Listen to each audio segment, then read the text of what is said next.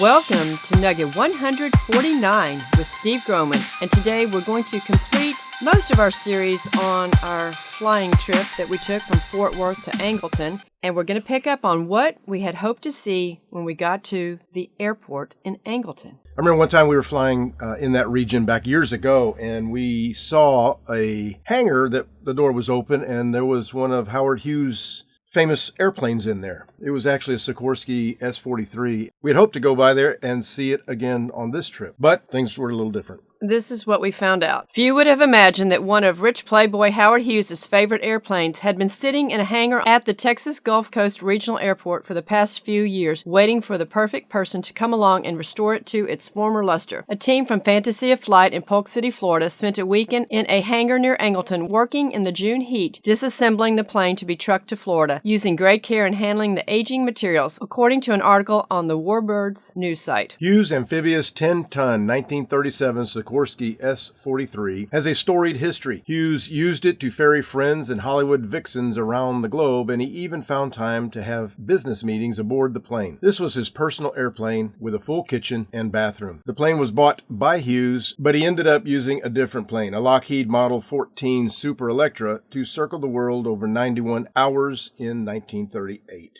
Hughes was at the controls on May 17, 1943, when the plane crashed in Nevada's Lake Mead, killing 2 passengers. The plane almost totaled. Hughes ordered a full and comprehensive restoration that took 4 years. According to Warbird News, Hughes hadn't used the plane since 1952, when it was locked away in a hangar at Hobby Airport, and that is in Houston. Hughes had the engines removed in 1974, when it was moved to LaPorte Municipal Airport. Hughes died on April 5, 1976, as a mysterious, wealthy shut-in while on a plane en route to Methodist Hospital here in Houston. The plane was purchased from his estate in 1977 and restored. It was sold to collector Ron Van Gretten in 1988, who restored it to flying condition, and it made the air show rounds, according to airport journals. Jesse Butenhoff, a caretaker and pilot, looked after the plane at the Angleton area airport. He spoke to airport journals in 2009 about the plane, saying it was just tweaks away from being airworthy. It was also said to be worth between $5 million and $24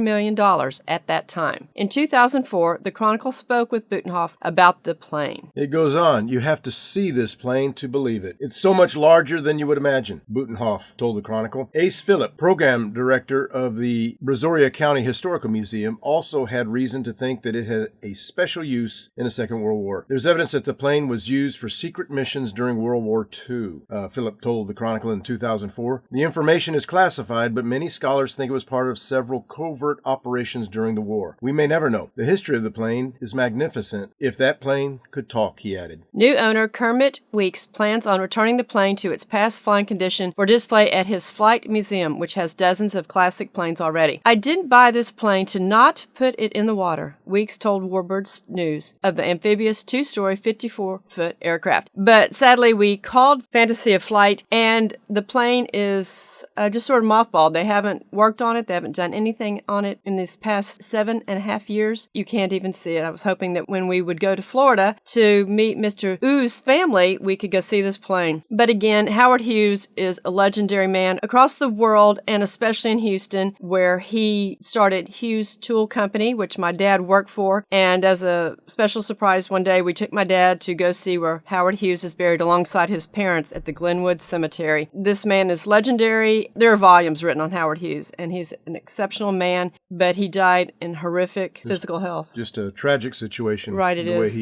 The way he left this earth and how he was and everything. Just amazing, but nevertheless, people can certainly look that up if they're interested. So we left the airport and we flew around towards the coast and to the area of Freeport, and you can see the Gulf Coast, the waves splashing against the coast, and then we flew over the Dow Chemical plant. It was a very interesting flight, to say the least. It was a good time, actually. We wanted to pick up Paul, and we were in the Fort Worth, Dallas area. We picked him up in Houston, flew on down to the Gulf Coast to have lunch and little sightseeing, and and then back again. So it was nice. Freeport's most substantial economic growth began with the construction of Dow Chemical Company facilities in the city during 1939. Port Freeport is a seaport on the Gulf of Mexico and is currently ranked 26th in international tonnage. The company is the community's largest employer. Freeport has the company's largest single manufacturing site in the 21st century. It's pretty impressive, eh? Yes, it is. It's massive, and here are some great shots over it. As it says, associated chemical companies that support it. And here's a Google Earth view of the Dow Chemical operations. And then we flew on back to West Houston Airport and dropped Paul off. As we were flying northwest of Houston, I knew where we were going to be flying over, and you want to tell us whose property we flew over? Yeah, it was interesting. We've always, we've gone by this property many times, but we never flew over it, so it was really neat. We knew we were in the region. Some people may know him as Lone Wolf McQuaid, I suppose. Anyway, Chuck Norris's house is right there, and so right across the street, his water facility, he sells bottled water, has for a number of years now, and the big red rooftop building there is his water facility. In the pictures across the road would be his, that's his home complex. So it's kind of impressive to see, I guess, where Chuck Norris lives from above, right? Each time we do meetings in College Station, we always run by there and go up to the Lone Wolf Ranch gate, push the button, and try and get a hold of someone. And we've talked to his bodyguard, and we've spoken to his wife, and we've invited them out each time. And we even mailed him a set of our DVDs one time. I remember we mailed it from Lufkin. Right. And as I'm in line, and I put the priority mailbox on there, and it's, addressed to Chuck Norris and his address in Navasota, Texas. And the mail clerk goes, "Is this actually like going to Chuck Norris?" I said, "Yes, this is actually going to Chuck Norris." Chuck Norris. Because as we have heard, he is at least believes in intelligent design, and we wanted to get him our series. Unfortunately, we have never heard from him, but we would love to meet up with him one day. And apparently he is active in the school systems in his region. Yes. So it's all very good. Right, because he's got young children and he cares, and it's good. And then we had one last flyover of a rather interesting thing. There's a place outside of Milford, Texas, which is basically between Waco and Dallas. It's called Visiv Technologies, and they have a Tesla tower that they have constructed and erected, and the thing is ginormous, to say the least. And the facility is run by electricity pulled out of the atmosphere.